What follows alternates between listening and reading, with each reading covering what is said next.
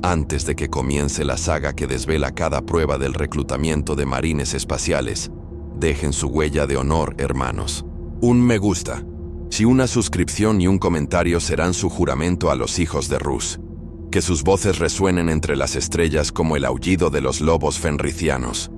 Así que quieren convertirse en marines espaciales. Las leyendas lo pintan como algo radiante. Ángeles de la muerte en ceramita y celo sagrado, marchando por los campos de batalla como salvadores de la humanidad. Permítanme suavizar el golpe. El camino para convertirse en uno de los poderosos Adeptus Artis del Emperador no es nada fácil. Es una prueba brutal y extenuante que consume a incontables aspirantes por cada guerrero que forja. Esta es la tediosa tarea del reclutamiento de marines espaciales, expuesta con todo lujo de detalles. Prepárense.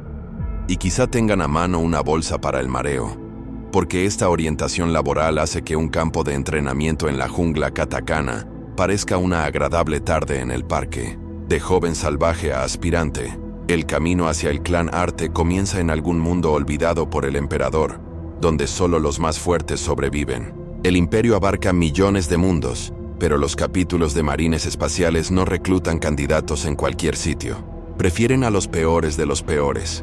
Mundos letales infestados de depredadores, mundos salvajes sumidos en guerras tribales perpetuas, o las violentas profundidades de los barrios bajos de las ciudades colmena, donde un adolescente promedio acumula más bajas que un veterano de la Guardia Imperial. Estos infiernos engendran precisamente a los jóvenes semisalvajes y agresivos que los Astartes desean. En mundos pacíficos y civilizados, puedes encontrar jóvenes educados y corteses, pero la cortesía no basta cuando se trata de forjar guerreros sobrehumanos. Los capítulos buscan ferocidad, resistencia y un instinto asesino al borde de la psicosis. Si resulta que eres un jefe de pandilla adolescente asesino de los bajos fondos de una colmena, enhorabuena, bien podrías llevar estampado en la frente el título de recluta de marines espaciales. Cada capítulo custodia sus propios campos de reclutamiento.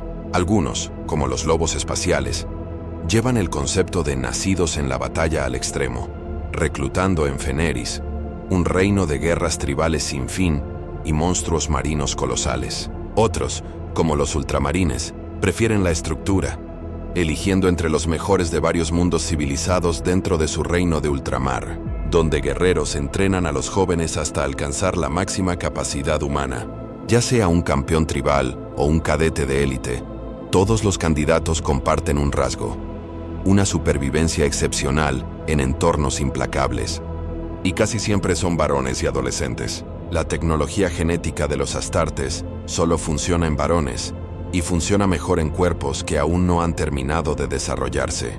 Lo sentimos, damas y ancianos. La poción milagrosa del emperador no es para ustedes. La iniciación se centra en los más jóvenes. Realmente dosifica a los reclutas mientras aún se están formando. Si se empieza el proceso demasiado tarde, los huesos ya están fijos y los tejidos, rígidos. Si intentas convertir a un adulto, es más probable que acabe siendo carne de cañón que un marine espacial. En muchos mundos de reclutamiento, la mayoría conoce a los marines espaciales solo como guerreros celestiales míticos, ángeles que aparecen en raras ocasiones. Imagínalo, una figura colosal con armadura, una leyenda viviente.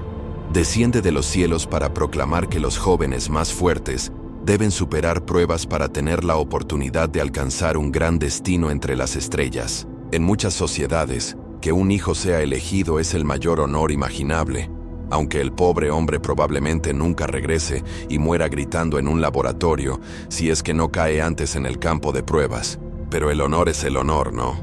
Tribus, clanes y familias enteras anhelan ese momento, contando historias de ancestros capturados por los guerreros celestiales. En los mundos más desarrollados, la gente entiende qué son los marines espaciales adeptistas. Saben que si el pequeño Yanis de la calle es elegido, se ha sacado la lotería cósmica y también se ha condenado a una muerte casi segura.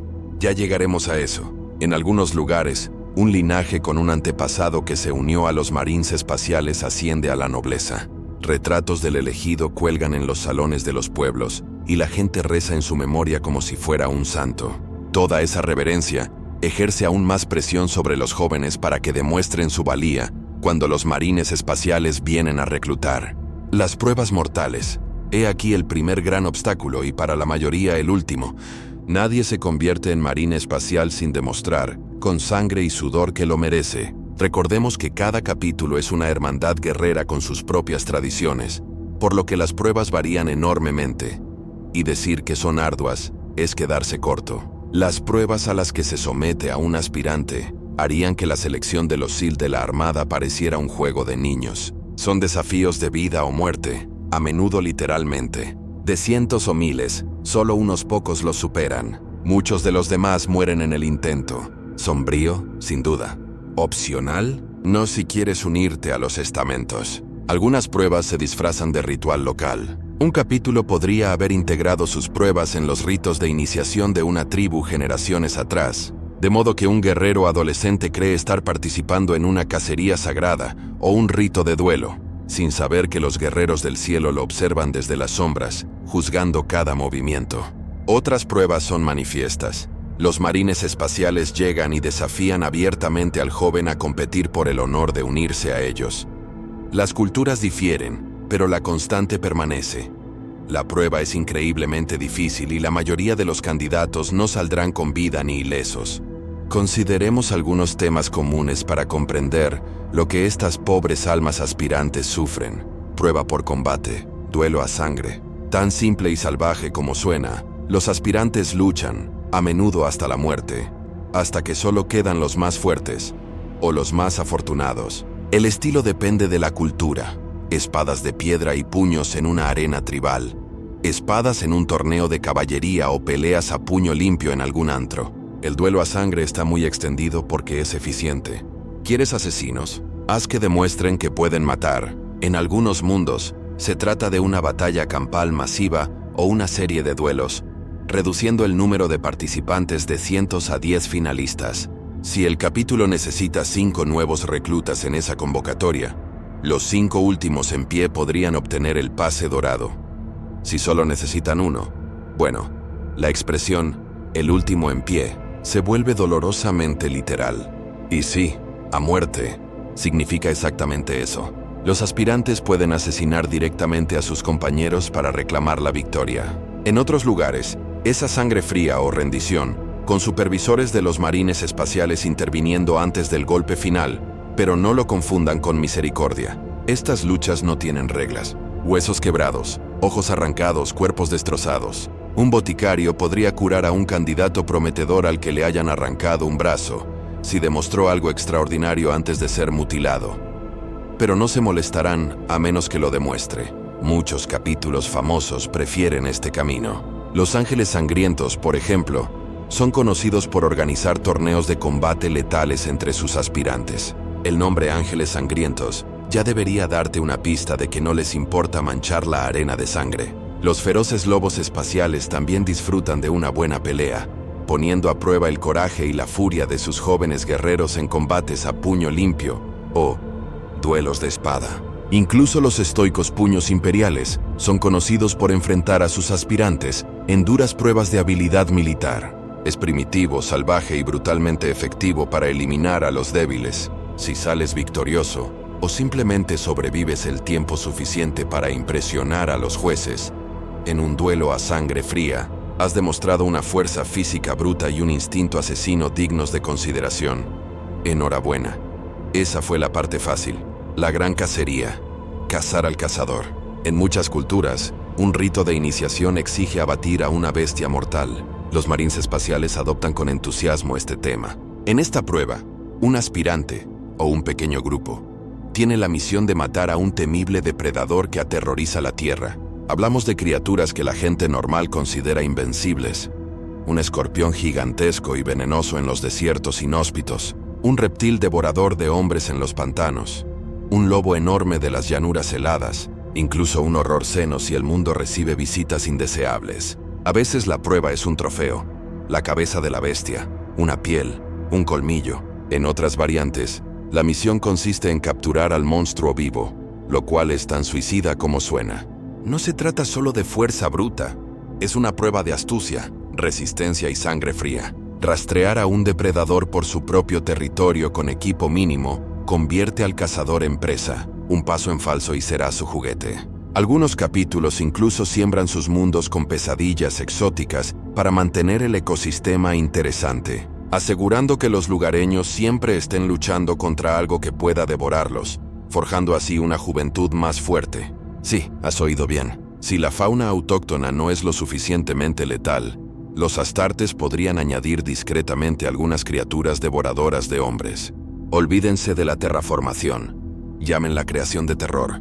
Un ejemplo clásico, los lobos espaciales. Sí, otra vez ellos. Envían a sus aspirantes a la prueba de Moray, obligándolos a sobrevivir en las mortíferas tierras salvajes de Fenrisia y a matar a un enorme lobo fenrisiano o a un troll de nieve. Imaginen a un joven nórdico acechando a un superlobo de colmillos de hielo del tamaño de un coche a través de ventiscas, armado únicamente con una lanza y vísceras. La mayoría acaba convertida en manchas rojas en la nieve. El raro superviviente que regresa cojeando a la fortaleza con una piel de lobo se ha ganado su lugar. Los ángeles oscuros, inspirándose en su herencia nocturna de los tiempos de Calibán, mantienen una tradición similar: cazar una gran bestia, a menudo deformada por el caos, en los bosques profundos, un homenaje a las leyendas de su primarca. Completar una cacería demuestra ingenio, paciencia y el coraje para afrontar los horrores de frente. Cualidades esenciales para un marine espacial: la supervivencia del más apto, la esencia de los guerreros. La guerra nunca cesa en el 40 Iwara en Oro Milenio, por lo que algunos capítulos se preguntan: ¿para qué organizar pruebas? Basta con observar a los jóvenes en medio del conflicto real y elegir a quienes sobresalen. En mundos donde la vida es un campo de batalla interminable, el reclutamiento puede ser tan frío como observar las guerras que ya se libran. Tribus salvajes y bandas de la colmena siempre luchan por algo: recursos, venganza, orgullo. Los reclutadores de marines espaciales, capellanes o exploradores veteranos, pueden monitorear encubiertamente estos enfrentamientos, rastreando qué jóvenes muestran una valentía temeraria, una habilidad excepcional o un número de bajas francamente ridículo. Cuando un clan o una tripulación finalmente se alza sobre la pila de cadáveres, los Astartes descienden. Nos llevamos a él y a él. Al resto, gracias por participar.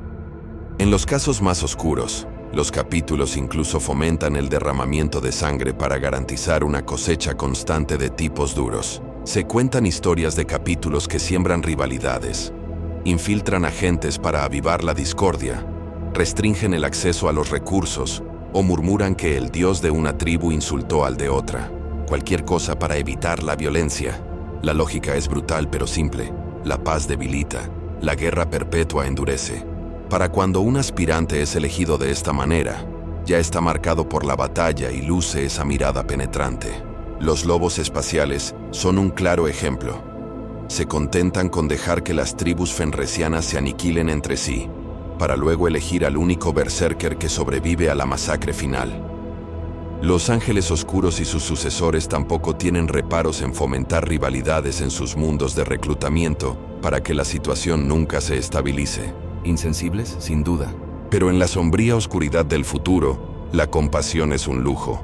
Para forjar un marine espacial, se empieza con alguien que no ha conocido más que la guerra, exposición y resistencia. No todas las amenazas gruñen o blanden una espada. A veces el mundo mismo es el verdugo. Muchos mundos de reclutamiento presumen de climas letales, desiertos de ceniza tóxica, páramos radiactivos, tundras heladas bajo tormentas constantes, junglas repletas de veneno. Una prueba de exposición convierte esa realidad en un arma. La directiva es simple: ir solo y regresar con vida.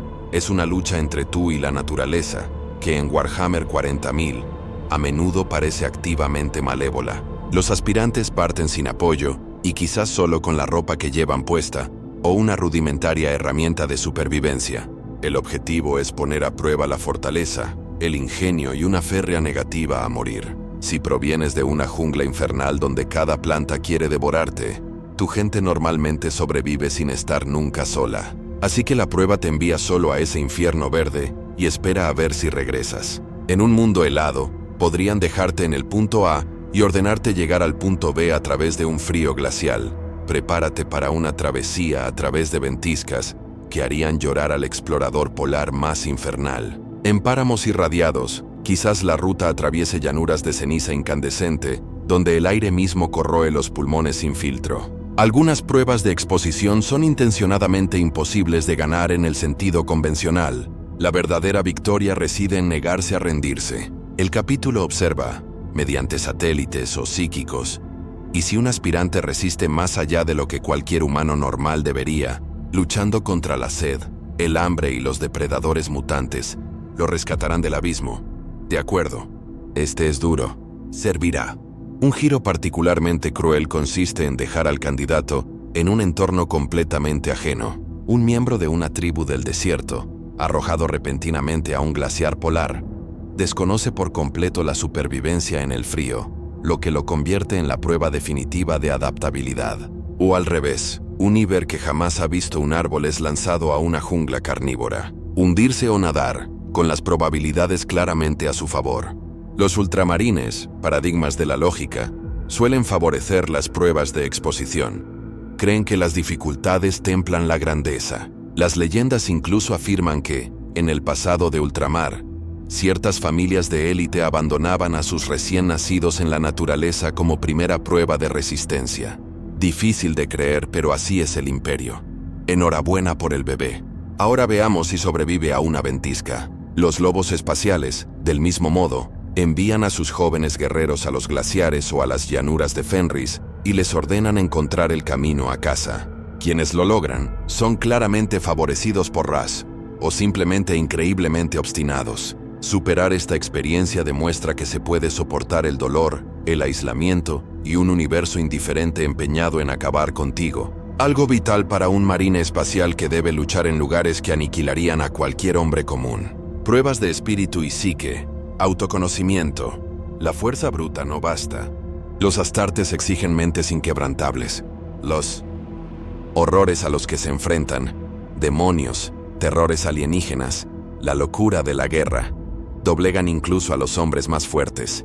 Por ello, algunos capítulos indagan directamente en la mente y el alma. Estas pruebas son profundamente psicológicas, a menudo provocando terror o crisis espirituales. Un enfoque es de alta tecnología o de alta psicología. Un bibliotecario, un psíquico de los Marines espaciales, puede inducir un trance en el aspirante y asaltarlo con visiones psíquicas. El joven sufre una pesadilla cuidadosamente diseñada, sus peores miedos hechos carne, una entidad caótica susurrante que ofrece poder, viejos traumas que resurgen más allá de lo soportable. Es una alucinación controlada, diseñada para poner a prueba su fortaleza interior. Si la mente se doblega o se quiebra, mejor aprenderlo ahora que cuando esté con la servoarmadura empuñando un volter. Solo aquellos que se enfrentan a las abominaciones nacidas de la disformidad o a sus propias sombras sin titubear sobreviven. Un camino más crudo pero efectivo utiliza drogas psicoactivas y venenos. Los aspirantes ingieren potentes toxinas herbales o venenos que desatan alucinaciones salvajes y agonía corporal. La prueba puede sumirlos en el delirio, donde luchan contra fantasmas que solo ellos pueden ver. Un infierno autoinfligido. Muchos mueren por el shock, caen en coma o jamás regresan de la locura. Quienes emergen, conmocionados pero íntegros, son reconocidos por su fortaleza espiritual. Han atravesado un infierno en su interior y han logrado salir a duras penas. Las pruebas de tolerancia al dolor también tienen cabida aquí. Dispositivos como el guante del dolor, famoso entre los puños imperiales, infligen un tormento insoportable estimulando nervios o aplicando descargas controladas sin permitir que el sujeto pierda la conciencia. El truco está en que no se llega a desmayarse. El guante mantiene despierto. El aspirante debe resistir, recitando liturgias, concentrando su mente, soportando la agonía. No se trata de si duele, que duele. Se trata de si uno se quiebra. Los puños imperiales predican todo un credo estoico en torno al sufrimiento. Lo llaman purificador. Muchas culturas del mundo salvaje reflejan esto con una brutalidad primitiva. Suspender a un joven de ganchos, escarificación ritual, pruebas de mordeduras venenosas. Todo para poner a prueba la voluntad. Los templarios negros, caballeros fanáticos como son, imponen a los aspirantes largos ayunos y vigilias sin dormir, rezando hasta que llegan las visiones, una prueba de fe y compromiso. Sea cual sea el método, La pregunta es la misma. ¿Pueden tu mente y tu alma soportar lo inimaginable? Si la respuesta es sí, quizá no enloquezcas la primera vez que un demonio mayor parta a tu compañero por la mitad. Si no, estarás balbuceando en el suelo o muerto de tanto forcejear. Y el capellán tachará tu nombre de la lista en silencio. El duelo de desafío. Este es casi perversamente injusto. A propósito, un aspirante debe enfrentarse a un marine espacial recién salido de la guerra. Sí, un adolescente humano flacucho, relativamente hablando, contra un gigante sobrehumano con una asombrosa experiencia en combate. ¿Una pelea justa? Ni de lejos. Nadie espera que el chico gane. La verdadera prueba es cuánto tiempo aguanta, y si tiene la osadía de siquiera intentarlo. A menudo, el marine se enfrenta a una desventaja. Sin armadura, con armas de práctica, quizá incluso a mano limpia, mientras que el aspirante empuña una espada o un arma de fuego. Aún así, un Artis sin armadura es una mole andante de músculo genéticamente modificado, capaz de partir hormigón de un puñetazo. La mayoría de los combates terminan con el aspirante inconsciente o muerto en poco tiempo. Sin embargo, de vez en cuando, uno logra algo inesperado, una finta astuta, una carga temeraria que pilla al marine desprevenido. Bendición del emperador. Incluso acertar un golpe y su reputación se dispara. Las leyendas dicen que si un aspirante vence al marine, quizá el Artis se contiene drásticamente o el joven posee un talento excepcional, ese candidato está prácticamente destinado a la grandeza dentro del capítulo. Lo más común es que el aspirante pierda, pero con estilo, negándose a rendirse a pesar de las fracturas, levantándose una y otra vez. Un miembro del capítulo puede detener el duelo antes de la muerte y murmurar: «Basta, tiene agallas». También existen versiones no bélicas. Una prueba de fuerza bruta. Levantar un objeto absurdamente pesado mientras un marine hace lo mismo. No podrás levantarlo más que él, pero ¿cuánto te acercarás? O una prueba de resistencia. Una carrera a pie contra un marine. Obviamente ganará, pero ¿te derrumbarás o cruzarás la meta de todos modos? Es una medida de coraje y determinación. Mortales contra semidioses. Se sabe que los ultramarines realizan este tipo de pruebas en sus campos de entrenamiento. Si puedes entrenar con un sargento veterano sin desplomarte, tienes madera de campeón. Los orgullosos puños imperiales a veces exigen a los aspirantes que resistan varios asaltos con uno de sus campeones para poner a prueba su valentía y tolerancia al dolor. Muchas historias mencionan el capítulo de las serpientes de hierro de Ítaca, donde los aspirantes deben luchar contra un Artis real en un combate ritualizado como prueba final. Saben que perderán, pero es el coraje de enfrentarse a un enemigo invencible lo que demuestra su valía. A menudo, cuando un aspirante es derrotado inevitablemente en una prueba de desafío, pero muestra potencial, los boticarios observadores acuden rápidamente a salvarlo de la muerte, curando sus heridas, incluso arrojándolo a un tanque de rejuvenecimiento. Este es difícil. No dejes que muera por esa fractura de cráneo. Lo necesitamos. Si muere directamente, bueno, no estaba destinado a ser. O tal vez el marín calculó mal su golpe. Ups. De cualquier manera, el capítulo aprende mucho sobre el espíritu juvenil en estas duras batallas. Brutal todo, ¿verdad? A propósito, las pruebas aseguran que solo la élite absoluta, física, mental y espiritualmente, tenga siquiera una oportunidad. Y la élite en una galaxia, esta dureza aún significa que estos jóvenes son monstruos comparados con los humanos normales. Cada uno es el tipo de persona que ha matado con sus manos, se ha enfrentado a pesadillas, ha sobrevivido a situaciones imposibles y ha seguido adelante. Si lo piensas, un marine espacial es un gigante entre los hombres. Para forjar a alguien, debes empezar con alguien que ya sea un gigante de corazón y un poco maníaco. A decir verdad, estadísticamente, la gran mayoría de los aspirantes nunca salen vivos de su prueba. Aquellos que lo logran pueden quedar maltrechos, marcados, cambiados para siempre por lo que sufrieron. Por ejemplo, un aspirante que sobrevive a una prueba de exposición podría regresar a su aldea medio muerto, solo para encontrar a un imponente guerrero marine espacial, esperándolo con un gesto de aprobación. Quizás otro emerge triunfante en un duelo, cubierto de la sangre de sus compañeros a los que tuvo que matar, sabiendo que su vida jamás volverá a ser la misma. Algunos aspirantes ni siquiera se dan cuenta de que han estado en una prueba de marina espacial. Si las pruebas se disfrazaran de rituales locales, un joven podría ser abordado repentinamente por un gigante acorazado que creía un mito y que le dijera: «Ven con nosotros, muchacho». Imagina la mezcla de asombro y terror. En un instante estás celebrando la victoria en la cacería tribal. Acto seguido, una enorme mano enguantada te agarra del hombro y te conduce a una lanzadera. Probablemente ni siquiera puedas despedirte de tu familia. De hecho, dependiendo del capítulo, algunos permiten una breve despedida festiva en la comunidad. Otros simplemente se llevan a los candidatos de inmediato para mantener el misterio. En muchos casos, las familias y los presentes se regocijan cuando se elige a un hijo. Asumen que se convertirá en un semidios y que de ello obtendrá un gran honor. No se equivocan en lo de semidios, pero no tienen ni idea de la miseria que le espera a su pobre muchacho. En fin, aquellos pocos que superan las pruebas son ahora oficialmente aspirantes, lo que significa que son aceptados para intentar el proceso de convertirse en marines espaciales. Sí, todo eso. Y aún no son marines espaciales. Simplemente se han ganado el privilegio de intentar sobrevivir a la transformación.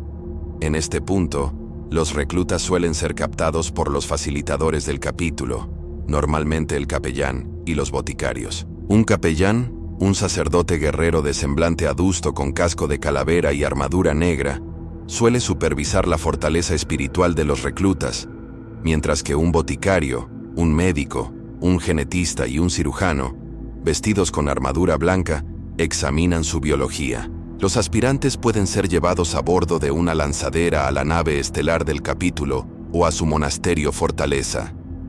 A veces despiertan en una celda o enfermería sin recordar cómo llegaron allí. Los marines pueden sedarlos para el viaje y así mantener el orden. Sin embargo, una vez bajo la custodia del capítulo, ya no volverán a casa. Su antigua vida ha terminado por completo. Este joven pertenece al capítulo, convirtiéndose en un neophyte. La transformación comienza. Ahora empieza el verdadero trabajo. Esos jóvenes guerreros victoriosos, aún humanos en este punto, están a punto de ser transformados. Se les llama neophytes una vez que son admitidos formalmente. Imagínate ser un estudiante de primer año en la escuela más infernal que puedas imaginar, donde la tasa de graduación es bajísima y el examen final podría matarte. El capítulo someterá a los recién llegados a una serie de pruebas. Sobrevivir a ellas no garantiza su valía. Ahora, los boticarios deben confirmar que su cuerpo puede soportar lo que se avecina. Se realizarán exámenes médicos exhaustivos, análisis genéticos y evaluaciones psicológicas. El proceso de implantación de la semilla genética, sello distintivo de la creación de marines espaciales, solo funciona con ciertos perfiles genéticos. Solo una pequeña fracción de la humanidad es biológicamente compatible con los implantes y los drásticos cambios hormonales que conllevan. Por lo tanto, los boticarios realizarán pruebas físicas, tomarán muestras de tejido, secuenciarán su ADN, analizarán su sangre, comprobarán sus niveles hormonales, probablemente les harán correr en una cinta y levantar pesas, mientras monitorizan sus constantes vitales, etc. Buscan asegurarse de que no tengan defectos genéticos que puedan provocar el rechazo de los órganos con la semilla genética. Cosas como la predisposición a enfermedades autoinmunes o una probabilidad demasiado alta de mutaciones indeseables. Recuerden, la semilla genética de cada capítulo tiene sus particularidades. Si tu linaje tiene algún rasgo latente que no sea compatible, por ejemplo, con la semilla genética de los ángeles sangrientos, deben detectarlo. Ahora bien, si un aspirante no cumple con los requisitos en esta etapa, quizá no sea compatible o esté corrompido, que el emperador no lo permita.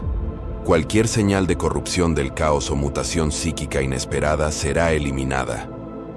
Eliminada puede ser un eufemismo para varios destinos, ninguno agradable.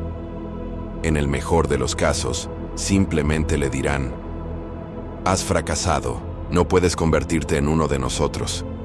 Y tal vez le borren la memoria y lo abandonen en un planeta o lo mantengan como sirviente. En el peor de los casos, el capítulo podría decidir que cualquier aspirante fracasado representa un riesgo para la seguridad. Ha visto demasiado, y lo ejecutarán o lo convertirán en sirviente en secreto. Realmente no les gusta hacer esto último con sus candidatos más preciados, pero la sombría necesidad del secreto a menudo lo exige.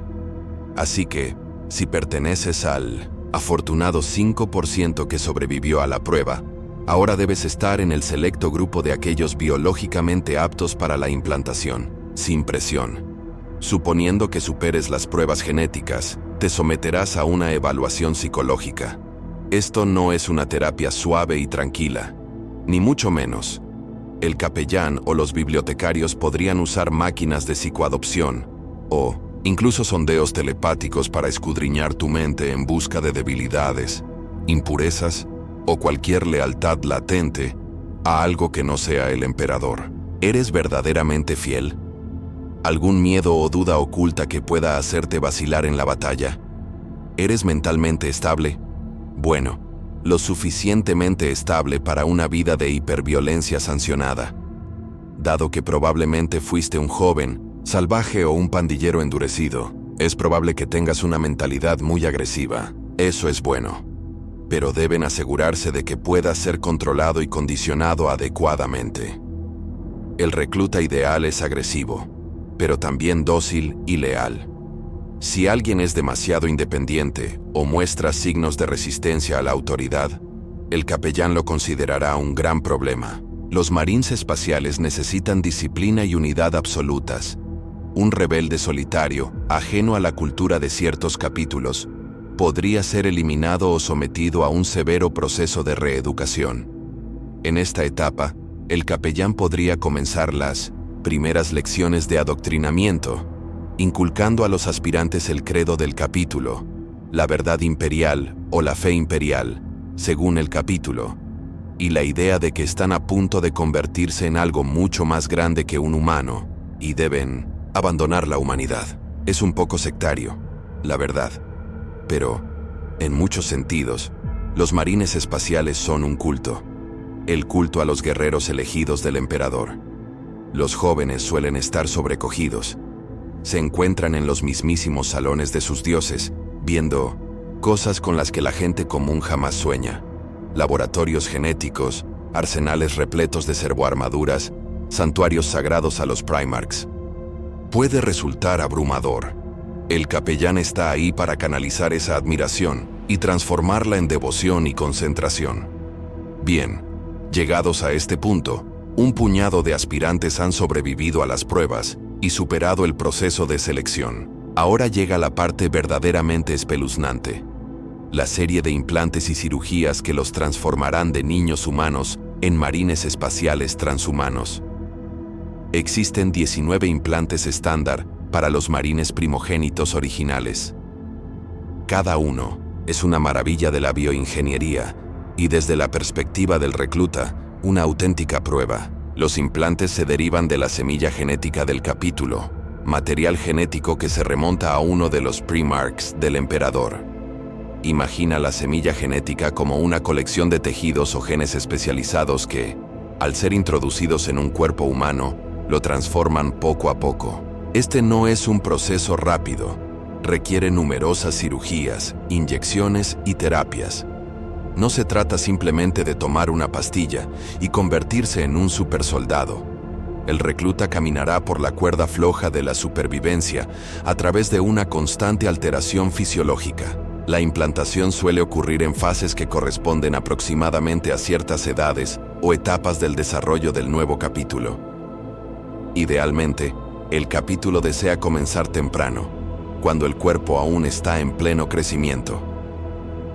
Los implantes pueden esencialmente aprovechar esa ola de la pubertad y adaptarse a sus necesidades. Si se trata de un candidato mayor, el tiempo apremia, y los médicos probablemente comprimirán el calendario debido al mayor riesgo.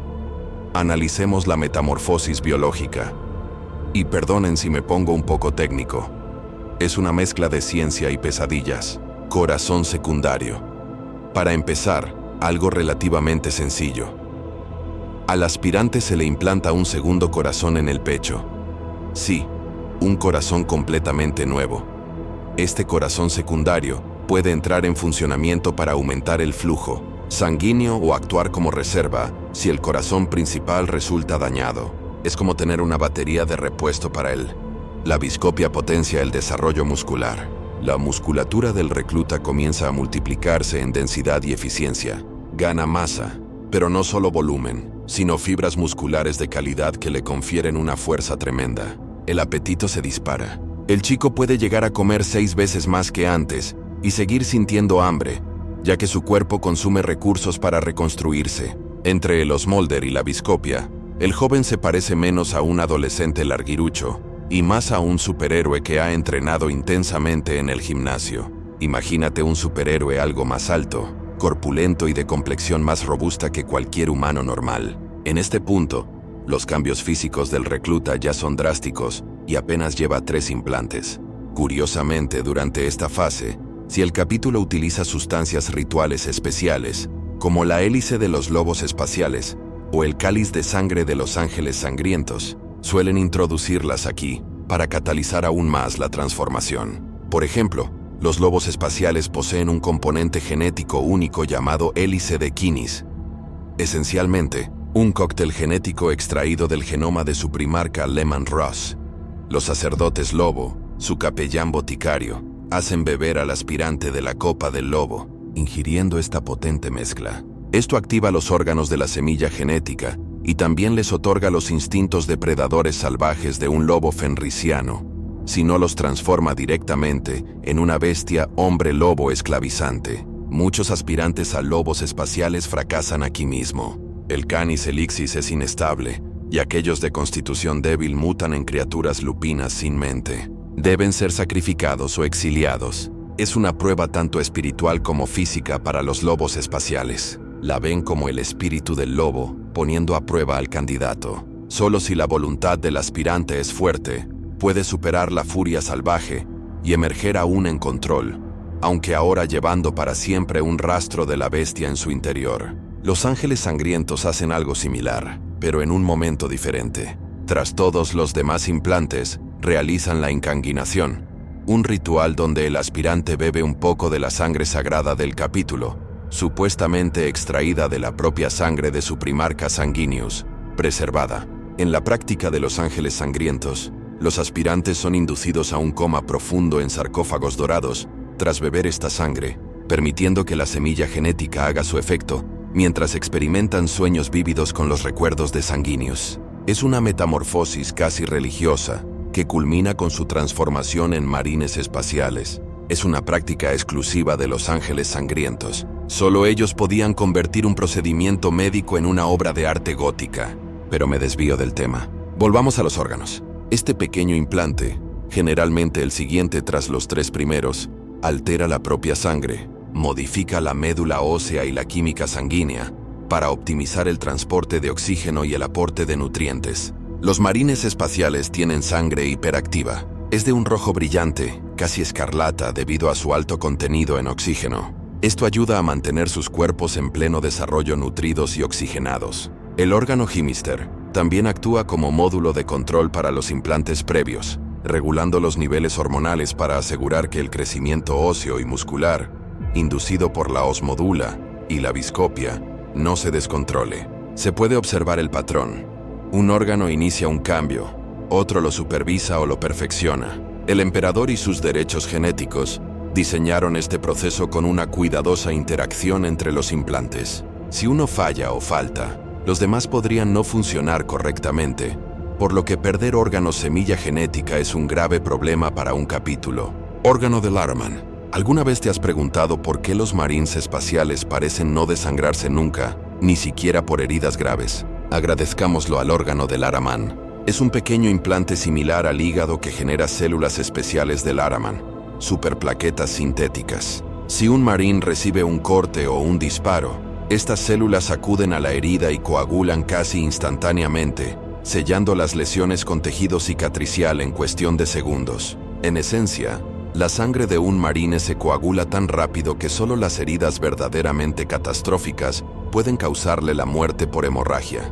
Los cortes menores cicatrizan en segundos.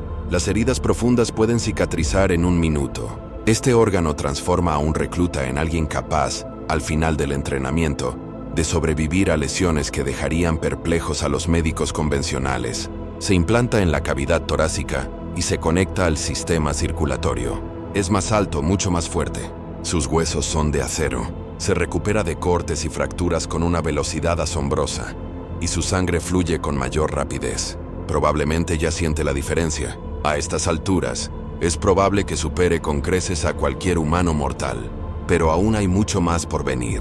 A continuación, las mejoras se vuelven cada vez más especializadas. Nódulo catalpsiano implantado en la parte posterior del cerebro. Esta es una de las mejoras neurológicas. Básicamente, permite a un marine espacial prescindir del sueño, o mejor dicho, descansar solo pequeñas partes del cerebro a la vez. Un marine puede prescindir del sueño profundo. El nodo desencadena una especie de trance en el que la mitad del cerebro entra en un estado de microsueño, mientras la otra mitad permanece alerta. Luego se intercambian. El marine puede literalmente dormir con los ojos abiertos, sin llegar a estar completamente inconsciente. Para un recluta, recibir este implante significa adiós a los dulces sueños. Parte de su entrenamiento consiste en aprender a utilizarlo. Ya no dormirán como los humanos normales, probablemente nunca más. Como mucho, un marine podría tomar un descanso equivalente a un sueño completo para un humano. Y en emergencias, pueden funcionar sin dormir realmente, solo con estos microdescansos antes de necesitar una recarga. Muy útil en esos largos despliegues a velocidad warp o asedios. Por supuesto, conectar algo al cerebro es delicado. La cirugía es arriesgada, y algunos aspirantes podrían sufrir daño cerebral o morir en la mesa de operaciones si el cirujano comete el más mínimo error o si el cuerpo rechaza el dispositivo. Además, cuando el dispositivo comienza a funcionar, el recluta experimenta un extraño periodo de adaptación. Imaginen sueños lúcidos constantes que se mezclan con la vida diaria a medida que se alteran los ciclos de sueño del cerebro. El capellán probablemente vigilará de cerca para asegurarse de que no haya alucinaciones o efectos secundarios psicológicos que causen inestabilidad. Normalmente, en esta fase, una vez realizado el implante, comienza el condicionamiento hipnoterapéutico en serio. Aprovechando el estado cerebral alterado del recluta, lo conectan a un hipnotizador, un dispositivo que utiliza la hipnosis y, posiblemente, la manipulación directa de las ondas cerebrales para inculcar conocimientos y condicionar reflejos. Mientras el recluta duerme en ese trance, escucha la letanía del Codex Artes, doctrinas de combate, imágenes de reconocimiento de objetivos e incluso, tal vez, conferencias históricas sobre los héroes del capítulo. Todo ello repetido una y otra vez, calando hondo en su subconsciente. Bajo los efectos de la hipnosis, el recluta empieza a pensar como un marine espacial. Lecciones que requerirían impartirse en un aula pueden implantarse profundamente en su cerebro. Tácticas de batalla, manejo de armas, habilidades lingüísticas. Probablemente aprenda alto gótico y cant de batalla del capítulo de esta manera. Y lo que es más importante, una lealtad y una fe inquebrantables. Le están lavando el cerebro, literalmente, para bien. El objetivo final es un guerrero que no titubea, que obedece órdenes por reflejo y que cree firmemente en la justicia de su causa a un nivel fundamental. Para cuando este proceso termina, el recluta probablemente solo conserva vagos recuerdos de su vida anterior. Si le preguntaras por el rostro de su madre, tal vez le costaría recordarlo. Pero si le pidieras la oración adecuada para apaciguar el espíritu de una servoarmadura, la recitaría dormido. Su antiguo yo se borra sistemáticamente y se reconstruye en la identidad de un marine espacial. Y el pulmone, este es un órgano muy útil. Básicamente, es un estómago secundario implantado sobre el original. El pulmone es una cámara predigestiva que neutraliza venenos o sustancias indigeribles. Un marine espacial puede comer cosas que matarían a una persona normal, plantas tóxicas, carne cruda de monstruo llena de veneno. El pulmone suele neutralizar los elementos dañinos antes de que el alimento pase al estómago principal. Esto no significa que un marine pueda comer literalmente cualquier cosa sin consecuencias, pero se le acerca bastante. Es extremadamente resistente a los venenos ingeridos. Para nuestro recluta, Eso significa que durante el entrenamiento podrían alimentarlo con todo tipo de sustancias repugnantes para probar la eficacia del preamor. La cena de esta noche es un plato de hongos venenosos locales con un poco de líquido del filtro del respirador. Que aproveche. Si lo tolera y no convulsiona, el órgano funciona. Si no, bueno, le lavan el estómago y lo intentan de nuevo. Pero por lo general, cuando se activa ya cumple su función. Este implante, junto con los siguientes, a menudo se instala en una sola cirugía para minimizar la cantidad de veces que necesitan abrir al recluta. Las cirugías mayores se agrupan si es posible, aunque hacer demasiadas a la vez puede sobrecargar el cuerpo. Recuerdo de homofagia, señor. Este es uno de los más horribles, implantado a lo largo de la médula espinal y conectado al estómago.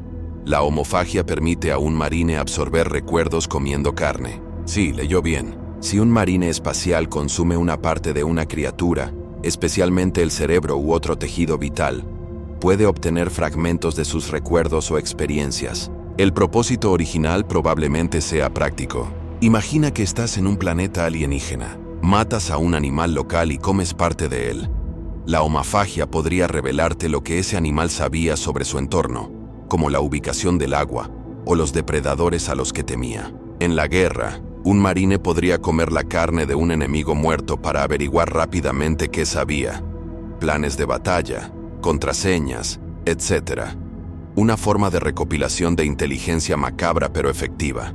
Por supuesto, muchos capítulos han convertido esto en un ritual. Los ángeles sangrientos y sus sucesores beben sangre. Los desgarradores de carne, o devoradores de carne como su nombre indica, pueden devorar partes de enemigos caídos.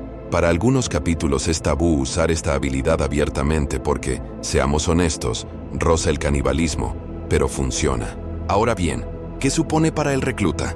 Cuando se le implanta la homofagia y comienza a funcionar, podría experimentar extraños destellos de memoria después de las comidas. Al principio, el efecto puede ser impredecible.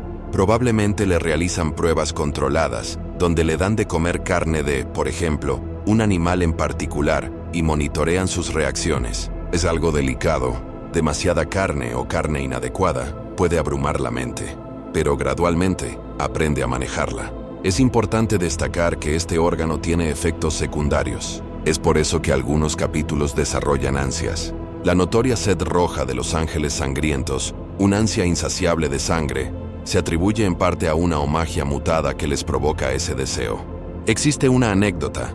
Un capítulo sucesor de los ángeles sangrientos, llamado Los bebedores de sangre, tenía una homofagia tan hiperactiva que literalmente tenían que consumir sangre con regularidad para evitar la locura. La convirtieron en un sacramento sagrado en lugar de una vergüenza. Así que, para nuestro recluta, esperemos que la semilla genética de su capítulo sea estable y que no desarrolle repentinamente un hambre voraz de cerebros humanos. Si lo hace, el capellán de ese capítulo tendrá algunas meditaciones interesantes para él. Pulmón múltiple. Se trata de un tercer pulmón, capaz de procesar bajas concentraciones de oxígeno o atmósferas tóxicas. Tras este implante, el recluta puede respirar en entornos que asfixiarían o matarían a un ser humano normal. Gran altitud, bajo el agua con una mezcla de respiración artificial, altas concentraciones de toxinas en el aire. El pulmón múltiple filtra y capta todo el oxígeno presente, incluso en cantidades ínfimas o mezclas tóxicas. Posee una estructura única con músculos que pueden cerrar los pulmones normales y redirigir toda la respiración a través del pulmón múltiple cuando sea necesario. Así, un marine puede incluso ahogar un par de pulmones y aún así usar el tercero para sobrevivir. No es que intenten ahogarse, sino que significa que pueden permanecer bajo el agua mucho más tiempo o en atmósferas gaseosas. Durante el entrenamiento, también lo pondrán a prueba. Será el momento de sumergir al recluta en una cámara de humo químico o lanzarlo a una piscina con pesas. Veremos si el pulmón múltiple se activa. Se trata de superar los límites. Oculop. Este órgano mejora la visión. Las intervenciones quirúrgicas en los nervios ópticos y la retina, junto con la implantación del órgano óptico, mejoran enormemente la visión. Un marine puede ver con poca luz casi tan bien como a plena luz del día. Su agudeza visual y visión a distancia superan con creces las de un humano. La práctica de francotirador se ve potenciada con estos implantes. El recluta podría notar que su visión nocturna se agudiza. El crepúsculo le parecerá mediodía, útil, ya que al enemigo le encanta cazar en la oscuridad. Oído de Lyman. Esta mejora del oído interno otorga a los marines espaciales un equilibrio excepcional e inmunidad al mareo o al mareo por movimiento. Si haces girar a un marine en un giroscopio, no vomitará. Probablemente se reirá. También les permite filtrar y ecualizar el ruido extremo. Algunos incluso afirman que los marines pueden, de alguna manera, ignorar ciertos sonidos, como los gritos de batalla realmente molestos de los orcos, por ejemplo. Para el recluta, esto podría significar que los días de mareo por movimiento, si alguna vez los sufrió, han terminado. Durante el entrenamiento, podrían aturdirlo o hacerlo girar, y aún así no vomitaría ni perdería la orientación. Es una ventaja sutil pero vital en el caos de la batalla, donde la desorientación equivale a la muerte. A estas alturas, ya hemos avanzado bastante en la lista de implantes. El recluta ahora cuenta con una larga lista de mejoras: 2 corazones, 3 pulmones, un estómago adicional, una docena de nuevas glándulas, piel más resistente, sentidos más agudos. No es un humano normal ni mucho menos. Pero aún no hemos terminado. En la práctica, el recluta no notará mucho en su día a día, salvo quizás alguna molestia hasta que se asienten, pero los boticarios las revisarán periódicamente. Tal vez realicen una biopsia para asegurarse de que crecen correctamente. Sí, Dios no lo quiera. El recluta muere durante el entrenamiento después de la implantación de los progenoides. Estos serán extraídos inmediatamente. El capítulo no puede permitirse perder ni una sola semilla genética si puede evitarlo. La carropaza negra. Por fin, el último implante. La culminación de la transformación de un marine espacial. La caparazón negra es un órgano único, una fina capa fibrosa negra injertada bajo la piel a lo largo del torso. Su aspecto recuerda a una mezcla entre armadura subdérmica y red de interfaz neuronal. Una vez implantada, se conecta directamente al sistema nervioso del marín mediante puntos de conexión ubicados justo debajo de la piel en diversas zonas. El propósito de la caparazón negra es vincular al marine con su servoarmadura. Estos puntos de conexión corresponden a los puertos de conexión dentro de la servoarmadura. Cuando un marine se pone la servoarmadura, se conecta a ella y ésta se convierte prácticamente en una segunda piel, totalmente integrada a sus sentidos y equilibrio. Sin la caparazón negra, una persona con servoarmadura solo lleva un traje pesado y dependería de servomecanismos y controles manuales. Con ella, los movimientos, sensores e incluso la retroalimentación del espíritu de la máquina de la servoarmadura se transmiten directamente al marine como si fueran parte de su cuerpo. Solo ahora, tras recibir la caparazón negra, nuestro recluta puede ser llamado verdaderamente un marine espacial, porque ahora puede llevar la icónica armadura de combate potenciada como debe ser. La cirugía para implantar el carrope negro es compleja. Abren la piel del pecho y el abdomen. Colocan esta malla orgánica, algo flexible, en la parte delantera y creo que también en la trasera. Luego se adhiere al cuerpo. Pequeños implantes neurales, similares a tachuelas, salpicarán su piel, visibles si está sin camiseta como nódulos del tamaño de una moneda, formando un patrón en la parte superior de su cuerpo. Tras la cirugía, una vez cicatrizado, los técnicos del capítulo lo probarán conectándolo a un simulador de armadura o directamente a un traje en un entorno controlado.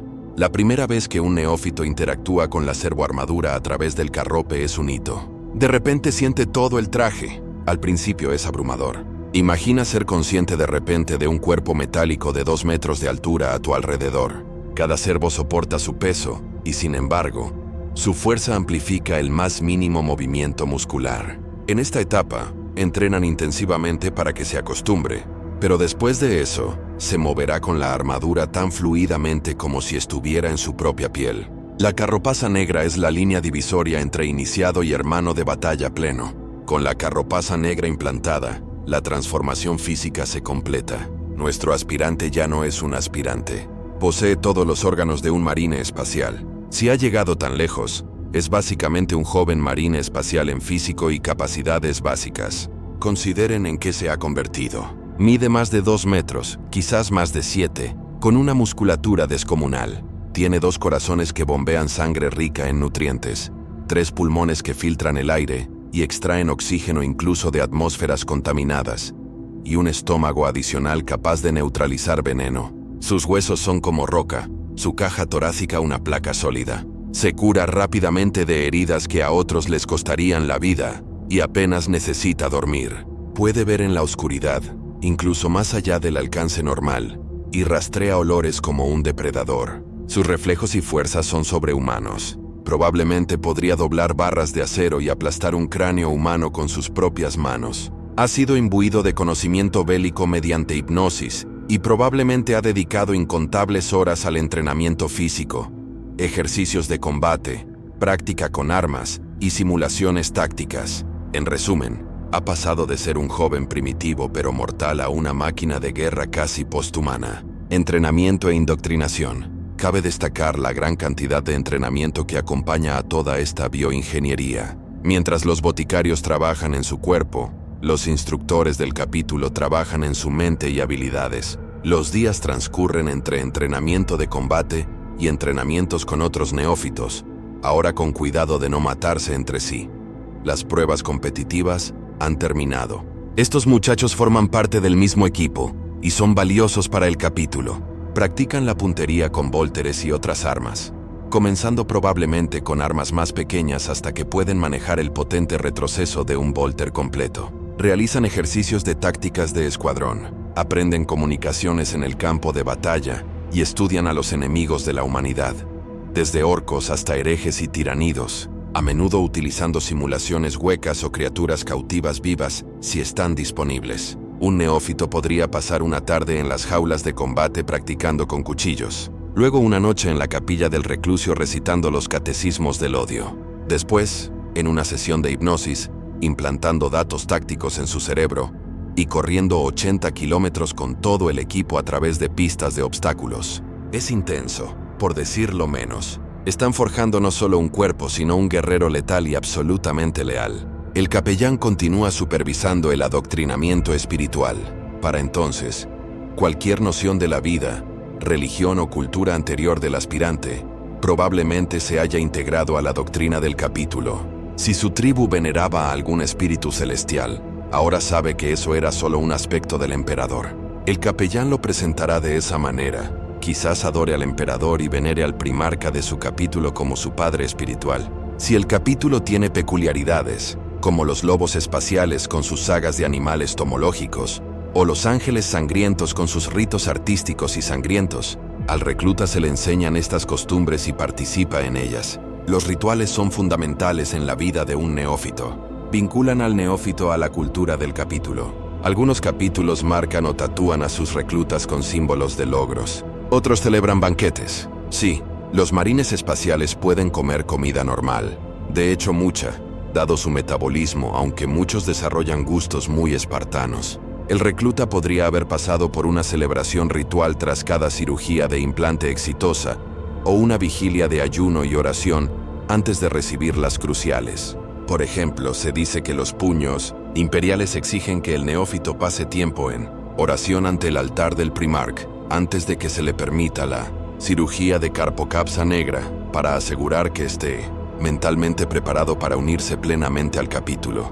Los lobos espaciales podrían tener una ceremonia de aullidos bajo la luz de la luna para dar la bienvenida a los nuevos guerreros. Tras sobrevivir a sus transformaciones, se les llama garras sangrientas, los jóvenes impetuosos del capítulo. Cada capítulo tiene su propia esencia, pero todos recalcan un punto. Ya no eres simplemente un humano, eres uno de nosotros, unido por la hermandad y el deber. El emperador es ahora tu padre, el capítulo tu familia y la guerra tu propósito. Durante este periodo de entrenamiento, aún pueden producirse bajas. Los implantes están colocados, pero algunos reclutas podrían fallar de otras maneras. Quizás la mente de algunos se quiebre bajo la presión. Desarrolla inestabilidad, estrés postraumático por una sesión de hipnoterapia particularmente traumática, o simplemente por el estrés acumulado. Quizás muestre cobardía o vacilación durante un ejercicio de fuego real. Sí, sucede. A menudo estos neófitos son enfrentados a objetivos reales, como bestias capturadas, o incluso enemigos vivos en algunas zonas de guerra, como parte de su entrenamiento. Un capítulo no puede tolerar un eslabón débil. Estos neófitos fallidos sufren destinos crueles. Los afortunados podrían sufrir un borrado de memoria y convertirse en sirvientes del capítulo. Esencialmente, sirvientes que conservan la suficiente función motora para cocinar, limpiar, mantener la armadura, etc., pero carecen de voluntad propia. Los menos afortunados podrían ser sometidos a una cirugía de laboratorio y convertidos en sirvientes, autómatas cyborg, para realizar tareas mecánicas. Imagina todo este esfuerzo solo para que tu cerebro quede frito y tu cuerpo, convertido en operador de servobrazo o cargador de torreta para el resto de tus días por haber titubeado al recibir la orden de cargar. Sucede. Un capítulo de Marines Espaciales no tolera el fracaso. Por otro lado, si un neoperro resulta gravemente herido durante el entrenamiento, por ejemplo, si un accidente le cuesta una extremidad o un ojo, podrían proporcionarle reemplazos cibernéticos si consideran que aún merece la pena conservarlo. Pero si está demasiado dañado para luchar correctamente, podrían relegarlo a un puesto de apoyo o ofrecerle una muerte honorable. Es duro, pero el capítulo no puede permitirse el lujo de ser un estorbo.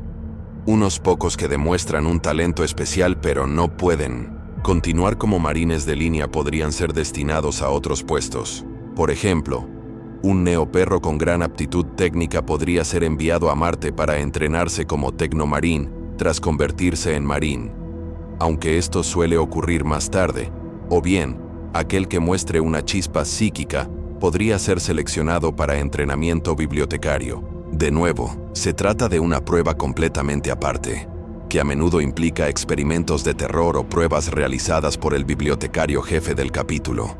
Pero son excepciones. La mayoría de los que flaquean son eliminados de una forma u otra. Al final de esta prueba, lo que queda es un núcleo de élite de jóvenes guerreros que han sobrevivido a todas las pruebas que el capítulo ideó y a todas las torturas quirúrgicas que los apotecarios llevaron a cabo. De explorador a marín, obteniendo la servoarmadura, después de completar todos los implantes y el entrenamiento básico. Un neo octavo no suele ser enviado directamente a un escuadrón veterano de primera línea. Hay una etapa de transición como marín explorador, al menos en los capítulos ex-adherentes. La 10ª compañía del capítulo suele ser la compañía de exploradores compuesta por estos nuevos iniciados.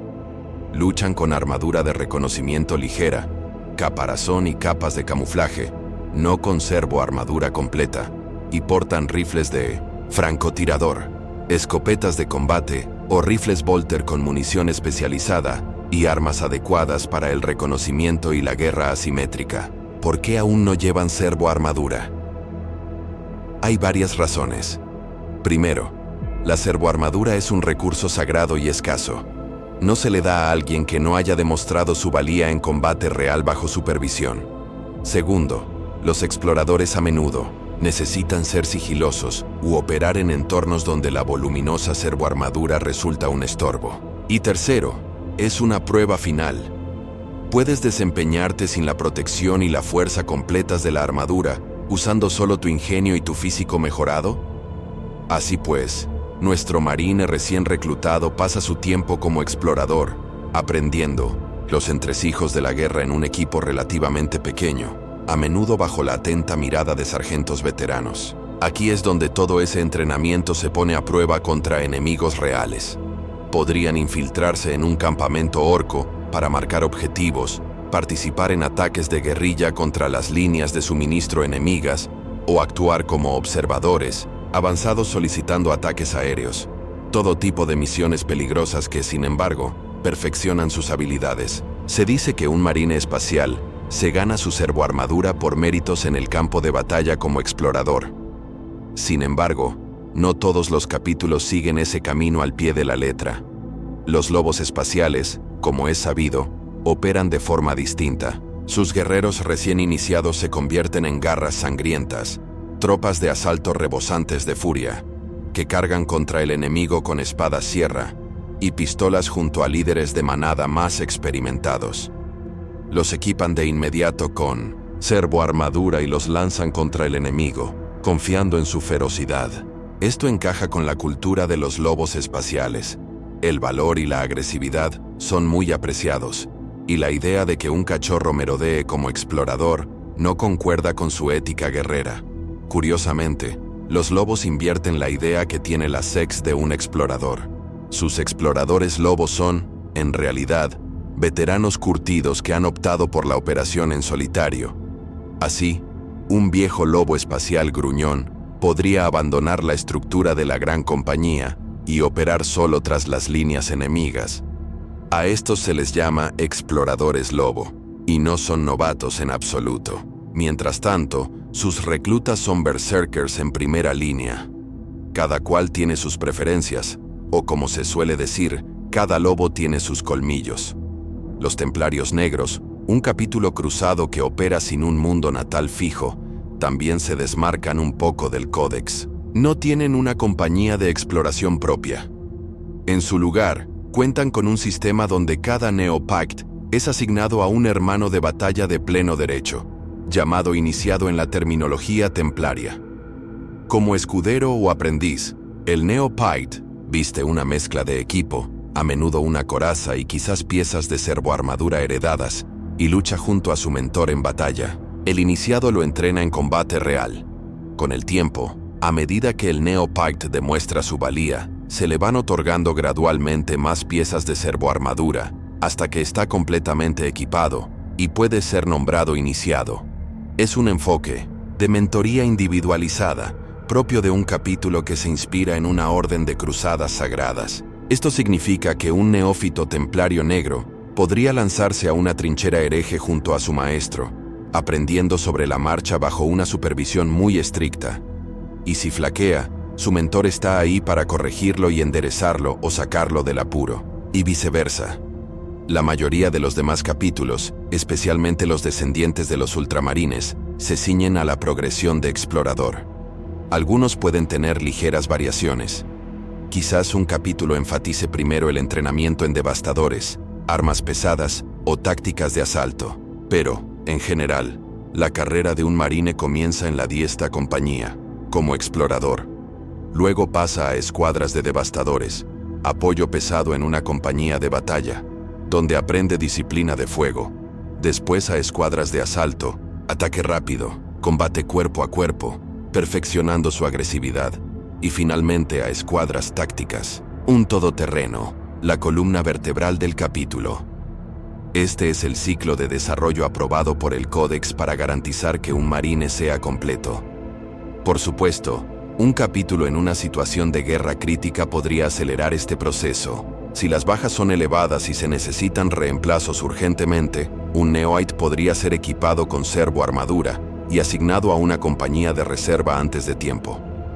Es arriesgado para él, pero a veces la necesidad apremia. Piensa en los puños carmesíes. Tras el desastre del mundo de Ren, su capítulo fue casi aniquilado, por lo que los supervivientes tuvieron que reclutar y entrenar nuevos marines lo más rápido posible para reconstruirse. Los exploradores acabaron luchando junto a los veteranos, en batallas cruciales por pura necesidad, y su prueba de fuego fue realmente dura. A algunos les funcionó, pero muchos probablemente murieron intentando ocupar puestos demasiado grandes demasiado pronto. En fin, tras un periodo como explorador, que puede implicar múltiples misiones de combate, a menudo extremadamente peligrosas, porque ¿quién mejor para enviar una esperanza solitaria tras las líneas enemigas que aquellos que aún sienten que tienen algo que demostrar? El Neoite se considera listo para ascender a la batalla principal, hermano. Este momento es esencialmente la graduación del estatus de recluta. A menudo se celebra con una ceremonia formal. Los detalles varían según el capítulo, pero siempre es solemne y cargada de significado. La elevación final. Hermano Artes, imagina un gran salón en el monasterio Fortaleza, iluminado por hileras de velas y braseros que arden con incienso. Estandartes con la heráldica del capítulo cuelgan del techo abovedado. Los héroes del capítulo, con sus relucientes armaduras, montan guardia. O quizás solo se reúne la compañía a la que se une el explorador. Nuestro recluta, ahora un guerrero capaz por derecho propio, Probablemente pasa tiempo en contemplación u oración, recordando a los amigos caídos que no sobrevivieron, jurando sus últimos juramentos de lealtad. En la ceremonia, un capellán o el propio maestro del capítulo podría presidir. Los neófitos avanzan uno a uno. Pueden arrodillarse y pronunciar votos sagrados de devoción al emperador para defender el honor del capítulo, para seguir el códex si les importa, para vengar a los caídos, etc. El capellán podría ungirlos con óleos sagrados o dibujar el símbolo del capítulo en su armadura o frente con sangre o ceniza. Simbólicamente, a menudo reciben aquí su última pieza de equipo de guerra, su servoarmadura completa con los colores del capítulo y su Volter, el arma por excelencia de los marines espaciales. Hasta ahora, un explorador vestía armadura de explorador, generalmente de camuflaje, sin necesidad de lucir el uniforme completo. Pero ahora, por ejemplo, un explorador ultramarín que haya demostrado su valía vestirá la servoarmadura azul y el simbólico casco blanco de un devastador, o el rojo de un asalto, si se une a esos escuadrones, o simplemente las marcas de la compañía. Un lobo espacial, antiguo garra sangrienta, podría ganarse el derecho a unirse a una manada de cazadores grises, los guerreros más veteranos, y marcar su armadura con un nuevo tótem de manada. Un neófito de los ángeles sangrientos vestiría finalmente la armadura roja sangre del capítulo, dejando atrás el traje de entrenamiento negro de carroza con el que suelen entrenar. Es un momento emotivo. En algunos capítulos, el nuevo marine elige un nuevo nombre, abandonando el de su infancia como símbolo de renacimiento. Esto no es universal, pero ocurre en algunas historias. Los hermanos corean una bienvenida, quizá golpeando sus guanteletes contra sus petos a modo de saludo. El marine recién graduado se pone de pie y es llamado por primera vez como su hermano. Se une a la formación junto a su nuevo escuadrón. Por fin es uno de ellos. Imagínense el orgullo. Pocos humanos experimentarán jamás un honor semejante. En ese instante, todo el dolor, la pérdida y el esfuerzo se cristalizan en un único logro. Ahora es un ángel de la muerte, un guerrero de élite de la humanidad. Claro que, como es de esperar de un capítulo de marines espaciales, no se les sube la fama a la cabeza. Normalmente, justo después de la ceremonia vuelta al trabajo, suele haber un bautismo de fuego en camino. Quizá los hayan redesplegado a una zona de batalla para poner a prueba a estos nuevos marines. La galaxia no espera pacientemente a que disfrutes de tu pastel de graduación. Si el capítulo está en guerra, que suele ser el caso, los nuevos hermanos serán enviados a cumplir su propósito: luchar contra los enemigos de la humanidad con Volter, espada y furia justiciera. Marines Primaris. Un nuevo giro. Hoy en día, ningún análisis del reclutamiento de marines espaciales estaría completo sin mencionar el desarrollo de los Primaris. Vimos la introducción de los marines espaciales Primaris, una nueva raza mejorada de artes, creada por el archimago Belisarius Cawl, bajo las órdenes de Robout Guillimon. Los marines Primaris poseen todos los implantes que mencionamos. Ahora suelen llamar a los marines clásicos primogénitos, además de algunos extras. Los órganos Primaris, las bobinas Zenue, el Magnificat y el horno belliceriano proporcionan aún más refuerzo muscular, potencian los efectos de los implantes anteriores y constituyen una especie de disparador de adrenalina, redención, de emergencia integrado que puede llevar a los Primaris a un estado de curación o fuerza sobrehumana cuando están al borde de la muerte. Son, en promedio, una cabeza más altos, más fuertes y más rápidos que los marines primogénitos. Fundamentalmente, su semilla genética fue refinada para ser más estable, menos propensa a las mutaciones y defectos que afectaron a algunas legiones. La probabilidad de desviación genética en cada generación es extremadamente baja para la semilla genética Primaris, o al menos eso afirman los tecnosacerdotes. Naucol creó decenas de miles de estos marines Primaris en laboratorios durante su extenso proyecto. Básicamente, fueron creados y entrenados por completo mediante hipnoindo, marines que permanecieron en estasis hasta que llegó el momento oportuno. La cruzada Indomitus, tras el despertar de Gilaman. Estos Primaris despertados fueron simplemente entregados a capítulos ya existentes o se utilizaron para formar capítulos completamente nuevos. La fundación última. Imaginen a los antiguos capítulos viendo llegar a estos flamantes y poderosos marines como refuerzos. Algunos se mostraron agradecidos, otros recelosos. ¿Son estos auténticos marines o brujería marciana? Se preguntaban muchos curtidos maestros de capítulo. Pero más allá de esa afluencia inicial, la tecnología Primaris también permitió que los marines existentes se convirtieran en Primaris. Una cirugía peligrosa, pero muchos sobrevivieron y obtuvieron los nuevos órganos, importantes para nuestro tema. Ahora, los nuevos reclutas pueden convertirse directamente en Primaris. En esencia, los capítulos mejoraron su proceso de inducción. Pueden decidir si convertir a un neopodri en un marine primogénito estándar o proporcionarle los órganos Primaris durante el proceso. Dado que los Primaris parecen ser soldados objetivamente mejores con el tiempo, se presume que todos los capítulos aspiran a producirlos como norma, a menos que algunos tradicionalistas obstinados se opongan, desde la perspectiva del recluta. ¿Cambia esto mucho la pesadilla del entrenamiento?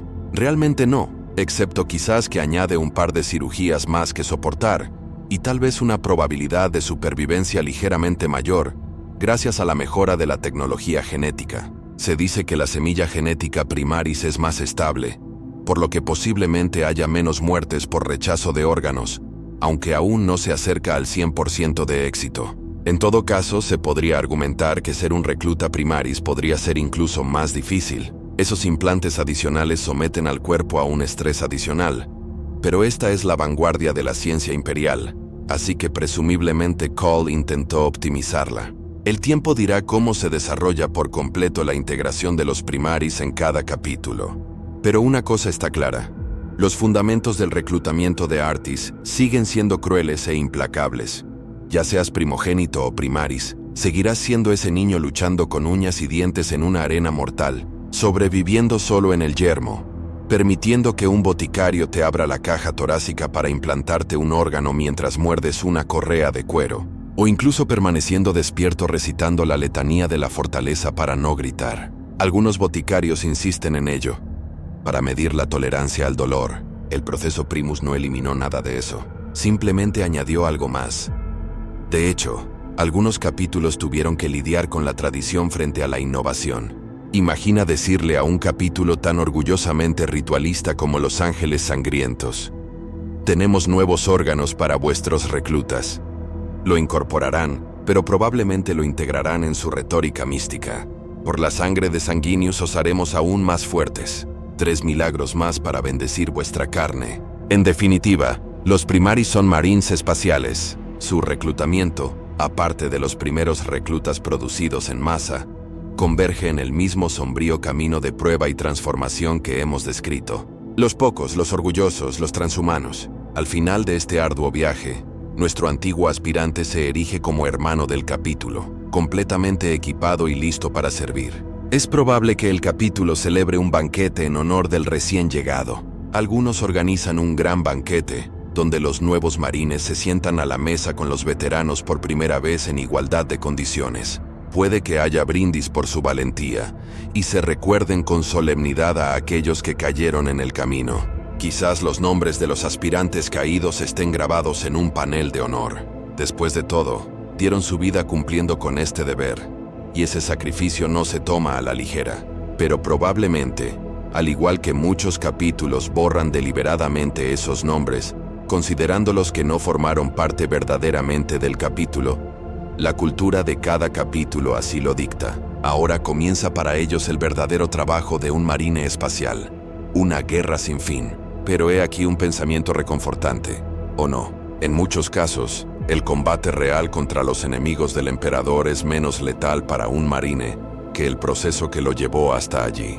Al fin y al cabo, un marine espacial es uno de los guerreros más formidables que existen. Irónicamente, corría mayor riesgo cuando era un joven a medio entrenar en una mesa de operaciones o cuando se batía a muerte con su amigo por una oportunidad de vivir. Ese es el precio de admisión al Adeptus Artis. Solo sobreviven los mejores de los mejores, y solo la implacable selección y la bioalquimia pueden forjar a un verdadero marine espacial. Piensa en la asombrosa tasa de bajas. De 1000 jóvenes de la colmena, quizás 100 muestran suficiente potencial como para ser puestos a prueba.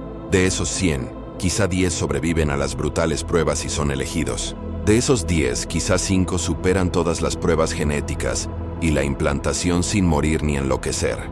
Y quizá de 3 a 5, logran completar el entrenamiento para convertirse en hermanos de batalla.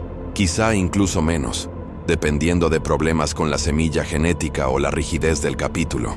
Y esto sin tener en cuenta que algunos capítulos simplemente tienen tasas de reclutamiento más bajas o reservas más reducidas. Es un proceso lento y exigente. Por eso un capítulo no puede reemplazar grandes pérdidas de la noche a la mañana. Incluso con 1000 candidatos excelentes, el proceso de conversión real podría producir solo 100 marines. Si se tiene suerte, si un capítulo pierde demasiados veteranos demasiado rápido, por ejemplo, en una campaña desastrosa, podría tardar en reconstruirse, ya que el reclutamiento y el entrenamiento imponen un límite natural. Esta es una de las razones por las que el Códex establece un capítulo inicial de aproximadamente 1000 marines, no solo para limitar el poder, sino porque sería muy difícil mantener un número mayor con un suministro estable de semillas genéticas. En fin, el trabajo invisible. La expresión, la monotonía del reclutamiento, le viene como anillo al dedo si se considera el trabajo que hay detrás. Por cada aspirante que se somete a pruebas, hay capellanes, boticarios y marineros trabajando incansablemente, observando a las tribus, preparando pruebas, manteniendo el equipo médico, preparando hipnotizadores y limpiando el desastre. ¿Sí? Alguien tiene que llevarse los cuerpos de todos los que fracasaron. Un trabajo sombrío, a menudo realizado por reclutas del capítulo que también podrían haber fracasado. Aspirantes a una segunda oportunidad en la servidumbre. También hay papeleo burocrático y ritual. El capítulo lleva un registro de cada recluta, su linaje y su progreso en la implantación. El diezmo de semillas genéticas a Marte debe contabilizarse. Periódicamente, los capítulos envían una porción de semillas genéticas cosechadas al Adeptus Mechanicus como diezmo para el uso y la protección del Imperio. Esto significa que los apotecarios deben decidir qué valiosos progenoides entregar. Se requiere mucho esfuerzo no solo para crear un marine espacial, sino también para asegurar que el legado genético del capítulo permanezca inmaculado. Los apotecarios pueden realizar pruebas de pureza periódicas en los cultivos de semillas genéticas, en laboratorios monásticos llenos de tinajas e incienso. Como la ciencia y la fe se mezclan, es un trabajo arduo e interminable. A medida que los marines mueren en batalla, deben ser reclutados otros nuevos. Un capítulo que disfruta de la paz por un tiempo, continúa reclutando en pequeños grupos para reemplazar a los caídos en accidentes de entrenamiento o por el desgaste natural. Un capítulo en guerra podría intensificar el reclutamiento, lo que implicaría pruebas más frecuentes o severas en sus mundos de origen para obtener candidatos rápidamente, quizás sobrepasando los límites y perdiendo aún más. El ciclo es constante. Para el ciudadano imperial común, los marines espaciales son héroes legendarios que aparecen ya formados. No ven la sangre, el sudor y las lágrimas tras la creación de cada uno. Pero nosotros sí lo vemos ahora. La próxima vez que un hermano de batalla con su ignominiosa servoarmadura cargue al frente con la sierra rugiendo, sepan que su verdadero acero se forjó no solo en esa batalla, sino en el crisol del reclutamiento, en los fosos de entrenamiento y las cacerías mortales de su juventud, en la fría mesa de operaciones de un boticario, en las interminables noches de hipnocondicionamiento y oración, y en las pruebas que quebraron a incontables otros, pero no a él. Conclusión. La formación de un marine espacial es una saga de sacrificio, dolor y dedicación inquebrantable. Por cada marine que se alza indomable contra los enemigos de la humanidad, hay un rastro de cuerpos de aquellos que no fueron lo suficientemente fuertes, rápidos o afortunados antes de ese momento.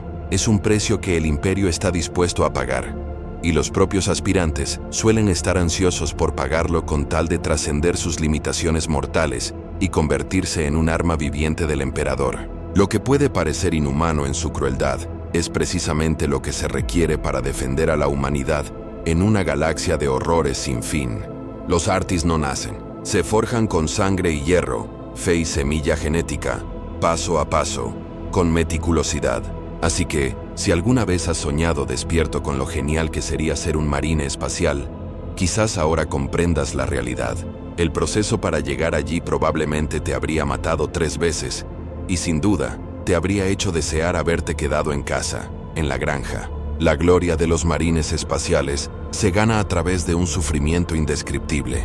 En definitiva, eso es lo que los define y por lo que son tan temidos por los enemigos de la humanidad, y tan honrados por el imperio. Cada marine es un triunfo de la voluntad sobre las limitaciones, de la perfección diseñada sobre la fragilidad de la naturaleza.